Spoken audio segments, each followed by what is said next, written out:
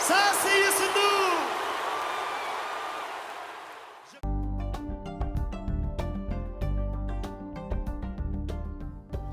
20h sur les antennes de la télé Futur Média, c'est parti pour le sommaire de cette édition avec ce drame aux Parcelles Assainies. À l'unité 5, un enfant âgé de 5 ans meurt calciné selon les témoins. Il est l'auteur de l'incendie qui lui a coûté la vie.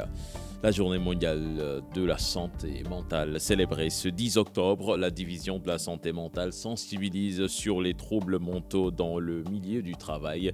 À Tambacounda, 12 déficients mentaux ont été tués durant les 5 dernières années. Ces prévisions sombres de l'OMS sur les cancers, les cas vont augmenter et les pays sous-développés seront les plus touchés concernant le cancer du sein. La situation est alarmante au Sénégal. Pour en parler, nous recevrons sur ce plateau le professeur Kassé qui sera notre invité. À Ziguinchor, les travailleurs de l'hôpital Silence réclament 175 millions de francs CFA à la mairie. Ils ont marché en guise de protestation. Le responsable des compétences transférées à la mairie ne veut pas se prononcer sur la gestion ayant eu lieu avant sa prise de fonction. Voilà le sommaire de ce journal. Dans quelques instants, le développement.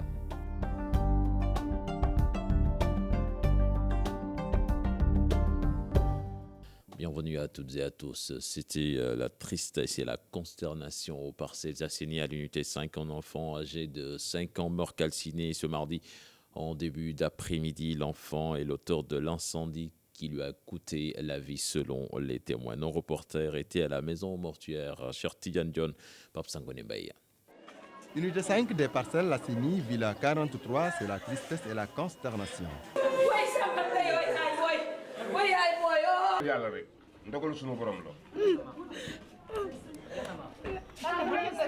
Abdoulaye Diouf, un enfant âgé de 5 ans, meurt calciné cet après-midi aux environs de 13h30. L'enfant avait par devers lui un briquet qui lui a vraiment permis de mettre le feu au matelas sur lequel il était assis. Le feu a été très vite maîtrisé, mais cependant, on ignorait sa présence au balcon, malheureusement. Sur les lieux, c'est les mois des témoins reviennent sur les circonstances du drame. J'ai entendu des cris d'alerte de l'enfant. Aussitôt, je suis allé vérifier. J'ai vu que la fumée se dégageait à partir du salon. Mon premier réflexe était de verser de l'eau sur le matelas. Mais à vrai dire, le gamin était derrière l'une des portes de l'armoire qui se trouvait au balcon. Sa grand-mère, très choquée, elle vient de se séparer de lui il y a quelques minutes de cela. Elle se rappelle des derniers mots de son petit-fils. Ablaye était avec moi il y a quelques instants. D'ailleurs, je lui ai remis 2 fatayas. Comme la chaleur est accablante, je lui ai ordonné de rejoindre les autres enfants. Le corps d'Abdoulaye Diouf est acheminé par les soldats du feu vers une structure sanitaire. En attendant, une enquête est ouverte pour déterminer les circonstances du drame. Je vous le disais dans les titres, la division de la santé mentale sensibilise sur les troubles mentaux dans le milieu du travail à l'occasion de la journée mondiale de la santé mentale célébrée ce 10 octobre. Le suivi et l'assistance des personnes affectées et d'autres à risque posent la question des moyens de l'organisation. Les acteurs font le plaidoyer pour des infrastructures adéquates. Les détails avec Mambiram Diouf et Diafaraba.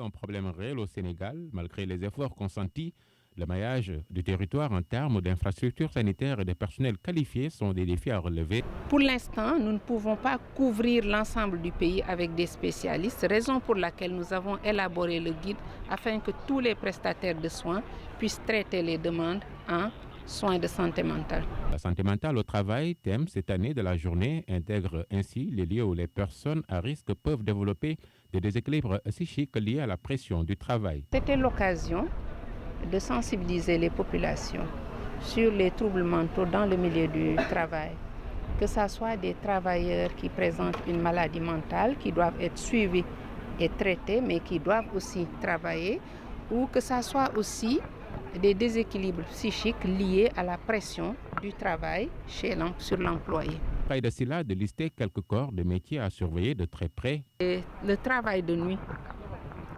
mais aussi les métiers où il y a des problèmes de sécurité, ou bien les lieux de travail où les rapports hiérarchiques et fonctionnels ne sont pas très clairs, pouvaient fragiliser mentalement les travailleurs.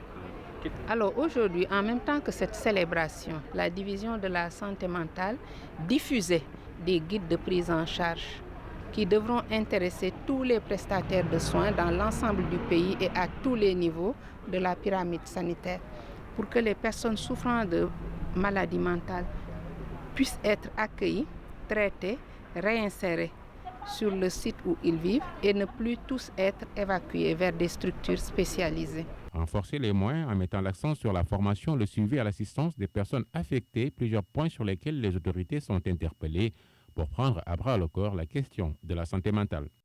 Mambiram Diouf et puis à Tambacounda, 12 malades mentaux ont été tués en l'espace de 5 ans dans cette ville. Ils sont au nombre de 150, dont 67 errants et 83 hébergés dans des maisons. Le centre Ginkor, manque de tout, est situé à 5 km de la ville. Des informations signées notre correspondant sur place, Moussa Oumargueya. Je vous l'annonçais également dans les titres, les cancers vont augmenter. L'OMS sonne l'alerte. Les pays développés sous-développés plutôt, seront les plus touchés concernant le cancer du sang. La situation est alarmante. Au Sénégal, combattre les cancers, c'est réduire les facteurs de risque diagnostiqués très tôt. Le plan stratégique national est toujours dans les tiroirs. Les spécialistes invitent les autorités au financement de ce plan. Les détails avec nos reporters Fatou Kinedem et Abdoulaye Diallo. Si on continue à gérer l'hépatite B, on diminuera le nombre de cancers du foie. Pour les cancers du col, si on vaccine les enfants, les jeunes filles, si on continue à faire le frottis cervico-vaginal, on va diminuer le nombre de cancers du col de l'utérus. Le cancer, une maladie multifactorielle. L'Organisation mondiale de la santé alerte. Les cancers vont augmenter. Par rapport à l'augmentation des cancers dans le monde, c'est le changement du mode de vie. Nous avons changé de mode de vie au cours des 30 dernières années. Vous savez très bien que vous ne mangez plus comme mangeaient nos ancêtres. On ne vit plus, on n'est pas dans une atmosphère. Nous vivons actuellement dans un environnement qui est complètement pollué. Le tabagisme qui augmente, l'alcoolisme qui augmente, le stress qui est beaucoup plus important. Donc ceci explique l'augmentation de l'incidence des cancers partout dans le monde, notamment dans les pays en voie de développement. Au Sénégal, le cancer du sein inquiète. Environ 1000 nouveaux cas sont détectés chaque année. Des améliorations à faire pour réduire le taux de mortalité. La première chose à améliorer, c'est les retards à la consultation. Les malades arrivent à des stades avancés de leur maladie. 75% des malades arrivent à des stades avancés. La seule chance de guérir le cancer du sein, c'est de le dépister précocement, c'est de le diagnostiquer précocement. Le plan stratégique national de lutte contre le cancer déjà élaboré, toujours à la traîne. En termes d'infrastructure, il est prévu de faire un centre national d'oncologie de référence dans la capitale à Dakar, c'est à Diamniadio. Il est prévu 5 centres interrégionaux, centre, nord, sud, est et ouest. C'est ça qui est écrit et toutes les données sur le plan technique, sur le plan financier ont été déjà établies. Voilà. Pareil pour la cherté des médicaments anticancéreux, il est prévu de faire des subventions, une subvention annuelle d'à peu près 1 milliard à 2 milliards par an pour subventionner les médicaments anticancéreux. Mais ce n'est pas encore dans le budget du ministère de la Santé. 2 chimiothérapeutes, 5 chirurgiens, 2 radiothérapeutes, 16 lits d'hospitalisation pour tout le Sénégal. Beaucoup de manquements. Pour qu'on puisse former encore des radiothérapeutes ici au Sénégal. C'était annoncé dans les titres. Notre invité, le professeur Kassé, il est là. Monsieur Kassé, bonsoir. Bonsoir. La situation est alarmante. On est en plein octobre rose, rappelons-le. On parle de 2000 nouveaux cas chaque année, rien que pour le cancer du sang. On parle de 1000 cas qui sont détectés. Alors, comment est-ce que vous analysez cette situation ? Je repasserai encore une fois quelques axes de mon plaidoyer que je mène depuis plus de 30 ans. C'est en 1984 que pour la première fois, j'ai commencé à dire « Attention, si nous ne prenons garde, nous allons tout droit vers une crise du cancer. » Malheureusement, en son temps, quand je le disais, très peu de personnes étaient perméables à ce discours. Je n'aurais pas souhaité que nous arrivions à la situation actuelle. Et aujourd'hui, nous constatons que nous avons pris beaucoup de retard dans la prise en charge de ce problème de santé publique. Parce qu'en son temps, j'avais constaté qu'après l'âge de 40 ans, le cancer représentait la première cause de décès dans les hôpitaux de Dakar, ce qui était déjà un gros problème. Et en son temps, nous avions dit qu'il fallait non pas des mesures, mais qu'il fallait un programme national de lutte contre le cancer. Il y a eu 3 programmes décrits. Malheureusement, jusque-là, aucun de ces programmes n'a été financé, encore moins évalué. Et justement, d'abord, parlons de ces chiffres, 2000 nouveaux cas. Est-ce qu'on peut accorder même du crédit à ces chiffres, puisque vous déplorez souvent l'absence de registre des tumeurs ?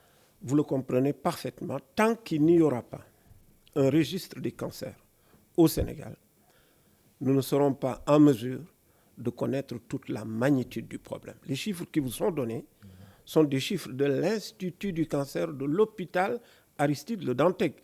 Ils ne reflètent pas la réalité nationale.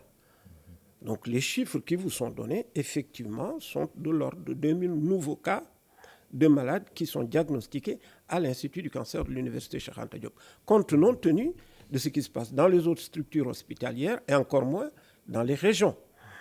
Donc, je pense que la magnitude du problème est beaucoup plus grande. Mais tant qu'il n'y aura pas un registre, on ne saura pas où sont les malades, de quel cancer ils souffrent et comment y trouver une solution. Vous étiez en train de le dire. Comment sommes-nous arrivés à cette situation ? En son temps, je crois qu'il n'y avait pas de volonté politique. Par contre, j'ai perçu dans les nouvelles autorités depuis 2012, tant que j'ai commencé à discuter avec les autorités actuelles, j'ai senti qu'il y a eu une bagarre. La première chose, vous le savez, 30% des cancers sont liés au tabac. Macky Sall m'avait promis une loi. Ça a été fait en 2014. Avec l'aide, bien entendu, du Parlement, du gouvernement et de la société civile. Aujourd'hui, est-ce que la loi est appliquée ? Alors très bien, mais la loi a valeur de loi. Dans tous les pays du monde, quand arrive une loi sur le tabagisme, l'industrie du tabac essaie de saper l'application de la loi. Et cela prend toujours 5 à 6 ans avant que la loi ne soit bien installée, y compris en France, où on a récemment arrêté des jeunes qui refusaient et qui fumaient dans le TGV. Donc vous comprenez qu'on trouvera encore dans les pays africains des complicités misérablement achetées par l'industrie du tabac pour éviter l'application de la loi. Mais la société civile continuera à se battre avec bien sûr les autorités pour essayer de l'appliquer. Nous allons parler à présent de la prise en charge. Il y a d'abord ce problème de radiothérapie, justement des nouvelles de la machine. Je ne suis pas compétent pour savoir des nouvelles de la machine ou des machines de radiothérapie qui devraient être installées à l'hôpital de Dantec. Je sais que des travaux ont commencé. Et à l'hôpital de Dalal Jamm, je sais également pour en avoir discuté avec le professeur Macoumba Gaye ce midi, que les travaux sont en cours. J'ai également, avec des partenaires étrangers, le projet d'installer dans les jours ou semaines à venir un centre de radiothérapie, mais avec la dernière technologie qu'on appelle le volumétrique arc thérapie et l'IMRT, qui sont toutes deux stratégies de traitement quand même un peu plus au-dessus des gammes d'appareils qui existent actuellement. Et pour son fonctionnement, vous maintenez la date avancée, on parle du mois de décembre, est-ce que vous êtes optimiste? Vous savez, je suis un pessimiste actif. Je dis toujours, on n'y arrivera pas, mais je ne m'arrête pas. Et je pense donc que nous allons continuer à pousser pour que cela se fasse. Et est-ce que tout cela ne dénote pas quelque part une absence de vision ou même d'anticipation? Je vous l'ai dit tantôt, il est du rôle, non pas de la société civile, de se substituer à la gouvernance sanitaire ou alors de venir en concurrence à la gouvernance sanitaire. Il est du rôle de la gouvernance sanitaire de mettre en place un plan stratégique national, pérenne, financé et évalué. Tant que nous n'aurons pas un programme qui contient tous ces mots que je viens de vous dire, nous ne réglerons pas le problème de la lutte contre le cancer. Le cancer est une maladie extrêmement chère en termes de traitement. Alors, à quand la gratuité de la chimiothérapie ici au Sénégal? Est-ce qu'on veut pieux ou bien c'est une possibilité? Je ne crois pas qu'il y ait la possibilité au Sénégal d'offrir toutes les chimiothérapies gratuitement aux patients. Je ne connais pas beaucoup de pays qui le font. Je n'en connais pas, y compris les États-Unis ou la France. Par contre, essayer de trouver des mécanismes de solidarité, je le comprendrai. Je ne parle pas de mécanisme charitable où du jour au lendemain, quelqu'un se lève et offre 10 ou... Pourquoi ne pas trouver un système assurantiel? Le financement, il peut être trouvé par des financements innovants. Vous avez 5 agents ou facteurs de risque particuliers, desquels nous pouvons tirer tout le financement que l'on veut. Est-ce que vous savez que si vous rajoutez 1 franc sur chaque bâton de cigarette, vous générez 6,5 milliards de ressources additionnelles en matière de fiscalité? Faites 3 francs, ce qui représente environ, 60 francs sur chaque paquet. Vous récupérez plus de 20 milliards de francs CFA. Vous croyez qu'avec 20 milliards, vous ne pourrez pas assurer une bonne partie de la population? Vous ne pourrez pas financer la CMU? Faites la même chose avec l'alcool. Qui pourrait initier cette initiative? Mais écoutez, vous m'avez invité ici quand le professeur Awa Maricol venait d'arriver au pouvoir en 2012. Mamoudou Ibra Kane, la question qu'il m'avait posée était sur les financements innovants. J'ai été reçu en avril 2012 par Madame le professeur Awa Maricol Seck et je lui ai donné ce modèle des 5 facteurs de risque qui permettaient de faire un financement innovant à travers les produits salés, les produits sucrés, les produits gras, la cigarette et l'alcool. Ces 5 types de taxation ciblés permettrait de générer toutes les ressources dont on veut, non pas simplement pour financer le cancer, mais pour financer toutes les maladies non transmissibles, y compris donc les maladies cardiovasculaires, les maladies respiratoires et les maladies du système nerveux. Et puis le Centre national d'ontologie et la subvention des médicaments, comment expliquez-vous que cela ne soit toujours pas budgétisé? Écoutez, je ne suis pas compétent en la matière pour vous répondre. Je crois qu'à ma place, vous devriez avoir le ministre de la Santé, avoir une des autorités gouvernementales. Vous devez avoir une idée quand même sur la question. Nullement, parce que, vous savez, je suis membre de la société civile, mais j'essaie de promouvoir beaucoup plus la prévention et le dépistage. Et si vous vous souvenez bien, j'ai créé la Ligue sénégalaise contre le cancer, la LISCA, j'ai créé la Ligue sénégalaise contre le tabac, la LISTAB, j'ai créé l'association Prévenir, et en créant toutes ces associations, j'avais compris que le futur de la lutte contre le cancer passait obligatoirement par le dépistage et la prévention. Et vos éléments ont mis le doigt sur ces questions fondamentales. Et vous savez, monsieur, un pays qui ne fait pas de recherche est voué à importer des technologies et des technologies inadaptées. Il est venu l'heure pour le Sénégal de s'asseoir et de dire quelle stratégie pour lutter efficacement contre le cancer, tout en utilisant des ressources qui sont à notre portée et en ayant une stratégie innovante. Voilà. On a tout à l'heure vu dans le sujet de Fatou Kinedem qui nous parlait du plan stratégique national qui est toujours dans les tiroirs. Où se trouve le blocage? Honnêtement, je ne suis pas dans le secret des dieux. Le professeur Mamadou Diop qui a parlé tout à l'heure était, pendant toute la gouvernance sanitaire du professeur Awa-Marie Coll Seck, le responsable du plan cancer. Le professeur Marika Cissé pourra également vous donner des informations parce qu'elle était la responsable des maladies non transmissibles. Personnellement, je n'étais que le monsieur stratégie de dépistage et de prévention. Voilà. On reproche souvent aux acteurs de ne pas assez communiquer sur la prévention. De ce côté-là, où se trouve le problème? Il y a qu'au mois d'octobre où vraiment on nous parle de cancer. Écoutez, c'est une erreur. C'est une erreur à plusieurs points de vue. D'abord, vous savez, la prévention, c'est d'abord un problème de changement de politique. Il faut monter le plaidoyer le plus loin possible. Nous l'avons fait jusqu'à la tribune de l'Union européenne, des Nations unies, de l'OIA, pour pousser à la prévention dans la lutte contre les cancers dans le monde et spécifiquement dans les pays en développement. Mais c'est aussi un problème de sensibilisation. Sensibiliser les populations pour un changement de comportement. Mais troisièmement, il faut quand même que la société civile propose des modèles.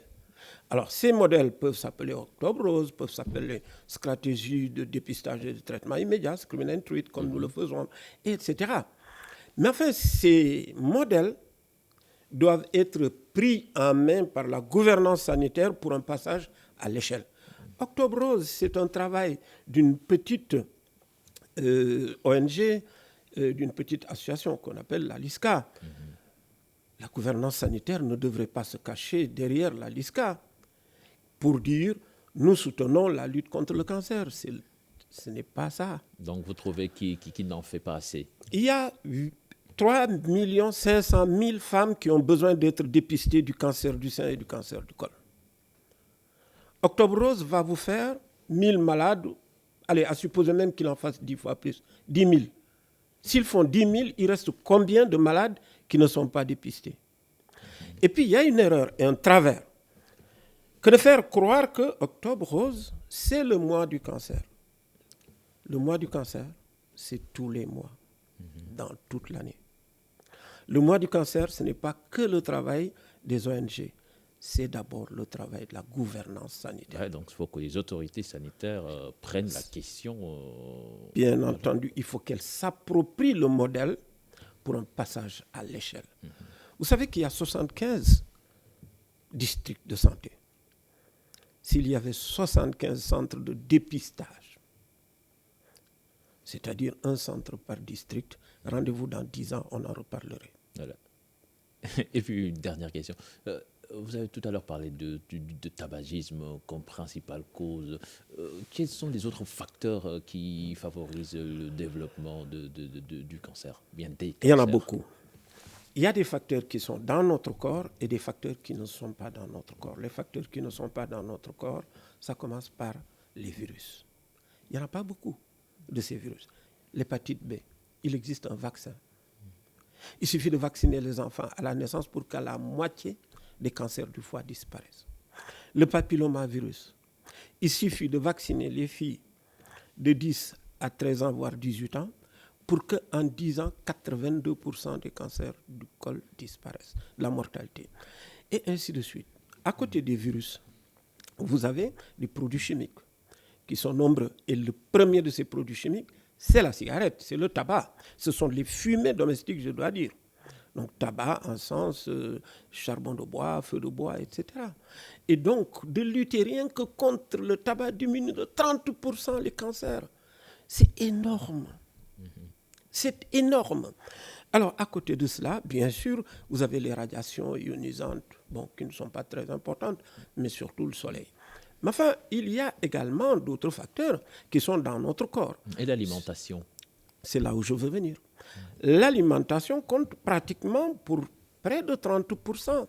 Donc, les changements de comportement alimentaire permettraient de réduire de beaucoup les cancers. En quoi faisant? Alors, c'est beaucoup de choses. Réduire, bien entendu, la consommation des produits dits cancérigènes, et il y en a toute une liste. Garder un poids important, donc manger 5 fruits et légumes. Et c'est extrêmement simple, ces stratégies. Et je crois qu'il y a là tout un travail où il faudrait faire une campagne médiatique, mais pas un mois, un jour, toute l'année. Partout, pas qu'à Dakar. On disait souvent que le cancer, c'était la maladie des riches. Nous nous sommes trompés. Beaucoup de gens qui l'ont cru. Il y a 34 ans, quand j'en parlais, personne ne m'a cru. Quand je disais attention, lutter contre le cancer est une priorité pour le développement. 34 ans.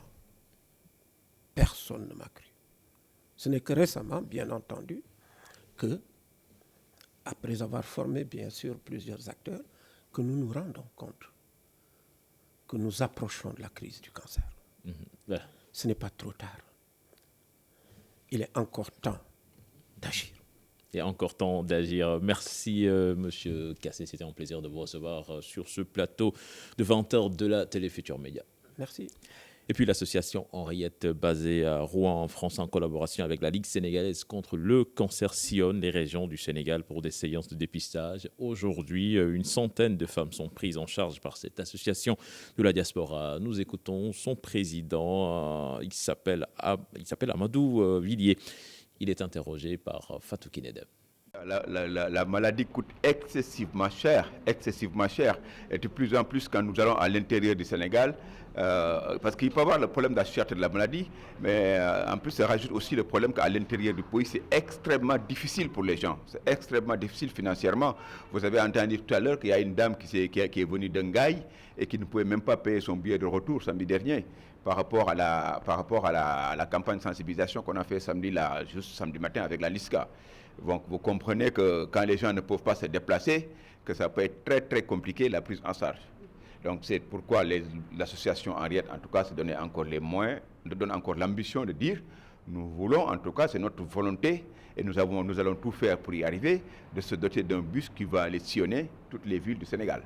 Le nouveau ministre de la Santé et de l'Action sociale lance le plan de transformation du centre Talibou Dabo. Objectif, offrir aux handicapés un centre digne de ce nom. Et puis, cette annonce a été faite après une rencontre avec la direction générale. Les détails avec nos reporters Aïssatou Paye et Abdoulaye Diallo. En visite au centre Talibou Dabo, le ministre de la Santé et de l'Action sociale compte réfectionner le dit centre dans les plus brefs délais. Une priorité, même un plan de transformation prévu en 2018. Dans le cadre des tournées que nous faisons aux structures de santé, nous sommes aujourd'hui à Talibou Dabo. Mais nous avons aussi profité de cette visite pour adresser les problèmes de Talibou Dabo. Et l'échange que nous avons eu avec Madame la directrice, mais aussi avec les représentants du personnel, nous ont permis de savoir que c'est véritablement un centre à repositionner par rapport à ses vraies missions. Repositionner parce que c'est un centre important, mais il est important de retravailler à mieux l'équiper.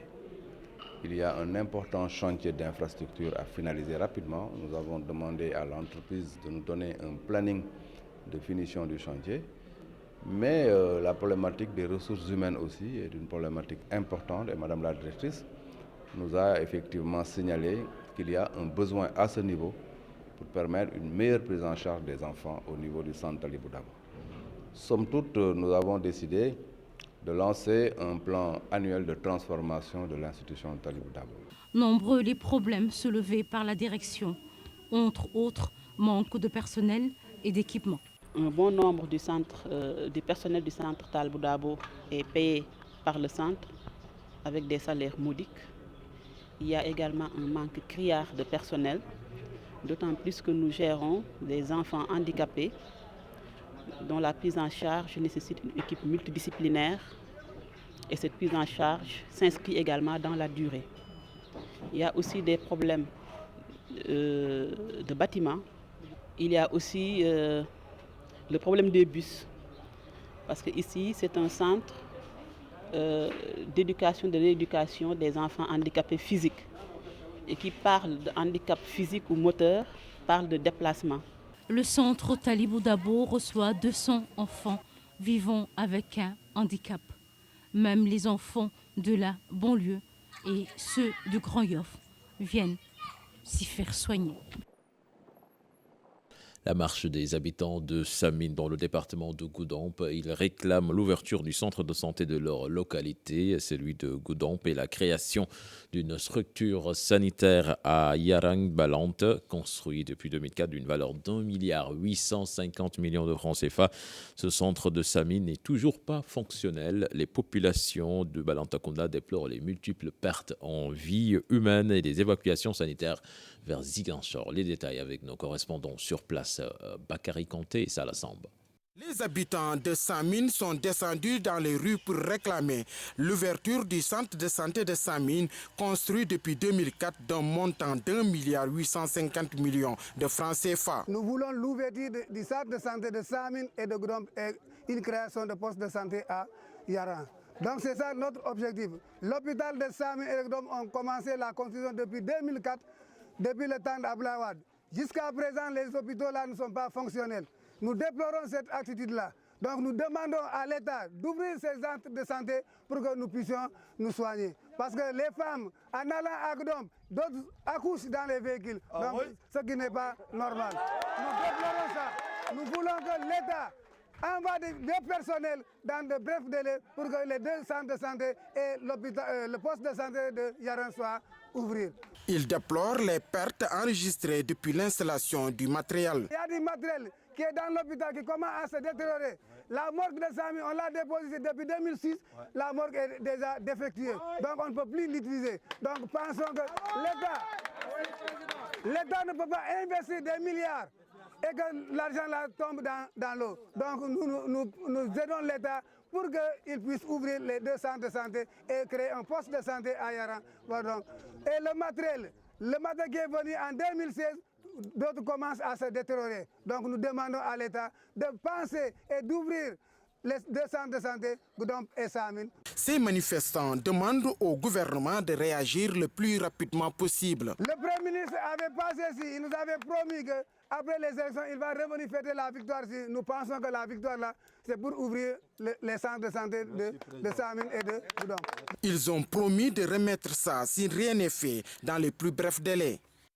Non loin de là, la mairie de Ziguinchor doit 175 millions de francs CFA aux structures de santé de cette municipalité. Une révélation des syndicalistes de la santé qui ont fait face à la presse après une marche de protestation à l'hôpital Silence. Leur secrétaire général, Ousmane Mbaye, que je vous propose d'écouter au micro de Boubacar Diassi. La marche s'articule autour de 3 points de préoccupation. Le premier point est le point le plus saillant, est lié à la rétention des fonds de dotation depuis 2013 par la commune de Ziguinchor, les fonds de dotation santé. Et dans ces fonds de dotation santé, nous parlons particulièrement du volet médicaments. Depuis 2013, la commune de Ziguinchor s'évertue à ne pas verser les fonds de dotation médicaments santé à la commune de Ziguinchor. Ils se sont même arrangés pour avoir une dette de 20 millions au niveau de la PRA, la pharmacie régionale d'approvisionnement. Et lorsqu'ils ont engagé 8 millions, la pharmacie nationale régionale d'approvisionnement, naturellement, s'est remboursée et leur a demandé de compléter les 12 millions. Depuis 2013, la commune de Ziguinchor n'arrive pas à honorer cette ardoise de 12 millions. Non seulement, mais depuis 2013, la commune de Ziguinchor ne verse pas aux structures de santé les fonds de dotation annuels. Nous avons une base minimale de 35 millions par année et ça nous a amené à 175 millions. 175 millions minimum que la commune de Ziguinchor doit par devers elle aux structures de santé. Les ressources nationales que l'État du Sénégal, à travers les lois budgétaires, a affectées aux populations de la commune de Ziguinchor. Je parle de la commune de Ziguinchor, pas du département. Parce que les postes de santé qui sont dans les autres communes n'ont pas le même type de problème. Puis le responsable des compétences transférées à la mairie de Ziguinchor déclare avoir pris fonction cette année seulement. Par conséquent, il ne saurait se prononcer sur la gestion ayant eu lieu avant sa prise de fonction. Il ajoute que la commune de Ziguinchor a récemment remis un mandat total de 46,5 millions de francs CFA aux structures de santé et les 15 millions ont été déjà retirés. L'OFNAC, l'Office national de lutte contre la corruption, dans son nouveau plan stratégique, a décidé d'opter pour une nouvelle démarche pour les déclarations de patrimoine. Ainsi, avec la nouvelle présidente, Seynabou Ndiaye Diakhaté, plus d'une cinquantaine de déclarations ont été enregistrées. Les détails avec Fatou Bintou Kanté et Mohamed Dia. De leur nouveau plan stratégique, l'OFNAC, l'Office national de lutte contre la corruption, a initié une nouvelle démarche pour la déclaration de patrimoine. La déclaration continue à être reçue. Comme je l'ai dit tout à l'heure, c'est dans le dispositif de prévention de la lutte, de la corruption et de la fraude. Ce qu'on a changé comme méthode dans la déclaration de patrimoine, c'est la rencontre que nous initions avec les départements ministériels, donc pour leur expliquer l'effet protecteur de la déclaration de patrimoine, ses intérêts, par rapport donc à l'enrichissement illicite éventuel qu'on pourrait reprocher à un membre d'un agent. Ainsi, depuis plus d'une année, l'institution a enregistré plus d'une cinquantaine de déclarations de patrimoine. Nous avons enregistré un taux assez important de déclarations depuis que nous avons initié donc cette méthode. Cette nouvelle méthode qui consiste à communiquer de façon plus institutionnelle, de façon plus pédagogique, en faisant comprendre aux assujettis que ça a un effet protecteur pour eux. Depuis le mois de mai, ça a évolué. On a eu au moins plus de 50 cas de déclaration de patrimoine. Pour ceux qui estiment que le travail ne se fait plus au sein de l'OFNAC, la présidente Seynabou Ndiaye Diakhaté répond. On travaille beaucoup. J'ai l'habitude de dire la roue tourne sans faire de bruit, mais elle tourne quand même. Nous travaillons sans passion ni pression. Une rencontre au cours de laquelle l'institution compte présenter son travail durant ces années à venir.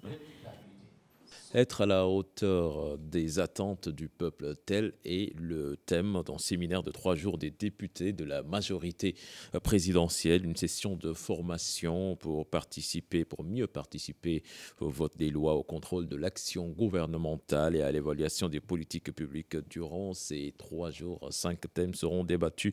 Là-dessus, nous écoutons Aïmirou Ning, président du groupe parlementaire Benno Bokk Yakaar, des propos recueillis par Pape Faraning et Mohamed Dia. Toujours pas de salaire pour les députés de la nouvelle législature qui vont bientôt rentrer dans leur fonds. Une assurance du président du groupe parlementaire Benno Bokk Yakaar, Aïmirou Ning, confirme aussi le versement des indemnités aux députés de la 12e législature non reconduits.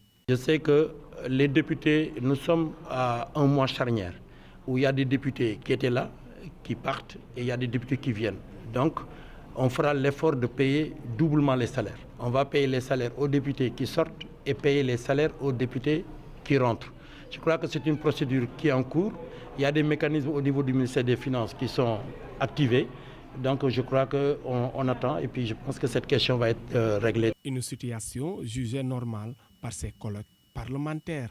Vous savez, c'est normal, et ça a toujours été ainsi depuis l'indépendance. À chaque fois qu'il y a changement d'équipe à l'Assemblée, à chaque fois qu'il y a une nouvelle législature, il y a effectivement un mois durant lequel les salaires se chevauchent, sont souvent multipliés par 2.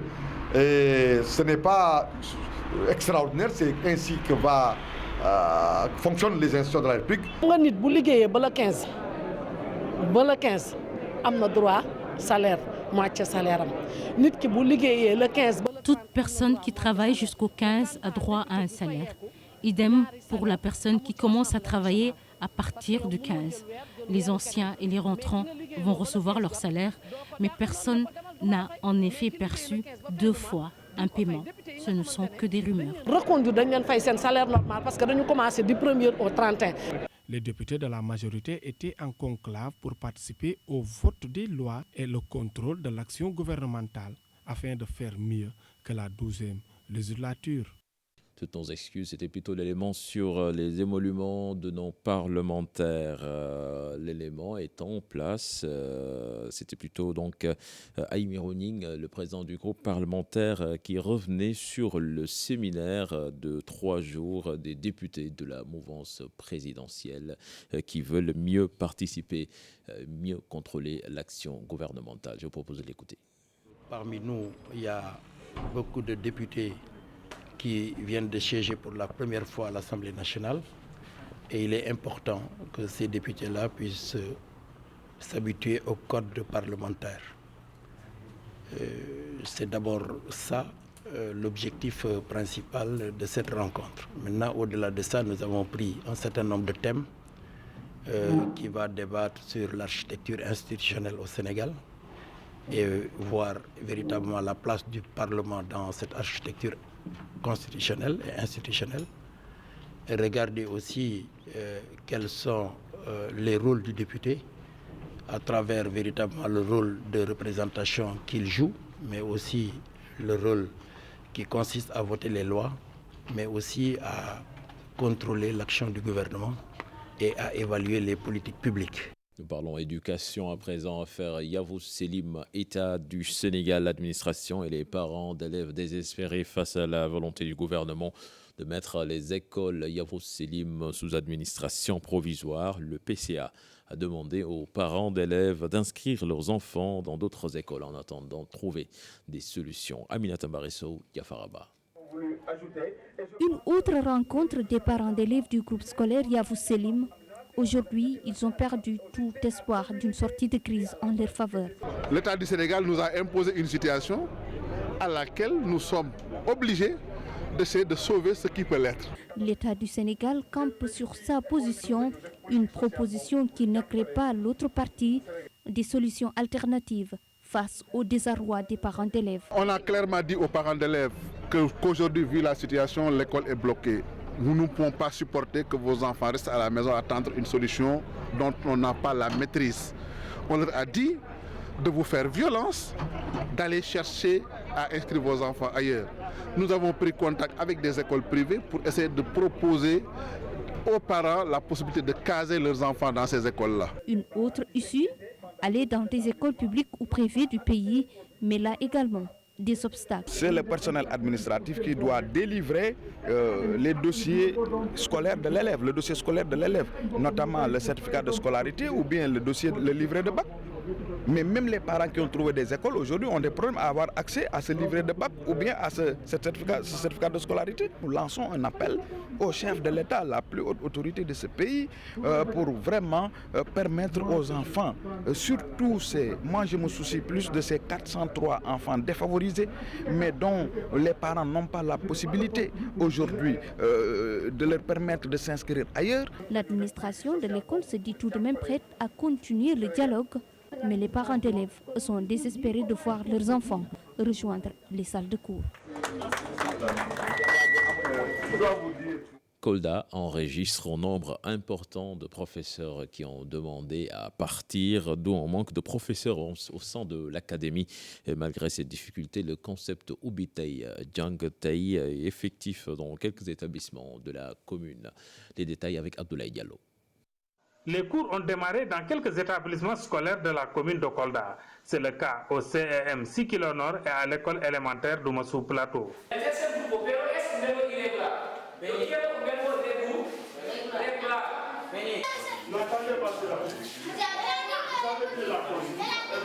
Une tournée de rentrée des autorités administratives accompagnées de celles de l'académie les a conduits dans ces établissements. Nous avons pu effectivement constater la réalité du concept Ubitei Djangtei. En effet, les chefs d'établissement étaient sur place, le personnel administratif et technique des différents établissements était aussi sur place, les élèves étaient au rendez-vous et les cours ont démarré dans une proportion qui nous paraît tout à fait satisfaisante. Une des difficultés en cette rentrée scolaire à Kolda est le départ massif de professeurs qui, pour la plupart, ne sont pas encore remplacés. Chaque année, bien sûr, Kolda étant une région périphérique et comme d'autres académies connaissent évidemment des départs. Et nous recevons un nombre de professeurs qui ne compensent pas les départs. Mais nous avons attiré bien sûr l'attention des autorités centrales, mais nous essayons également de trouver des solutions au plan local, avec bien sûr la mobilisation des professeurs qui comprennent qu'il faut qu'ils se mobilisent pour évidemment résoudre ce problème. Selon les autorités, des programmes sont en vue pour la résorption des abris provisoires qui du reste sont nombreux à Kolda. Abdoulaye Diallo, malgré la fin des vacances, le petit commerce de poissons et moules braisés continue de plus belle, même si on note quand même une baisse des revenus chez les vendeurs. Nos reporters Aïssatou Paye et Mardian se sont rendus à la plage de la Cour suprême. Reportage. Un feu qui ronfle et crépite. Des moules au feu de bois sur un grill chauffant. Amdi Mustafa a l'habitude de concocter des recettes de moules au citron, ce fruit de mer aux vertus innombrables. Les moules ont de nombreuses vertus, c'est l'individu. Beaucoup de personnes ignorent ses bienfaits. Cette moule s'appelle satchoum, très bénéfique pour l'homme. Ce fruit de mer, quand on le consomme renfloué, il rajeunit aussi, c'est pourquoi on le vend toujours. Il améliore la vision, nettoie le sang et évite les problèmes cardiaques. À côté de Mustafa, Mariama Badji, ces brisades sont appréciées, mais en cette période, les vacances terminées, les gains baissent. Vous savez, les clients vont commencer à se faire rares. C'est l'ouverture des classes. Les jeunes garçons et filles ne viennent plus.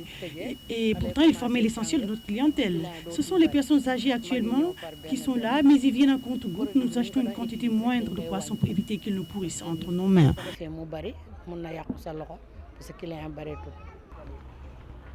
Moins de poissons, moins de clients.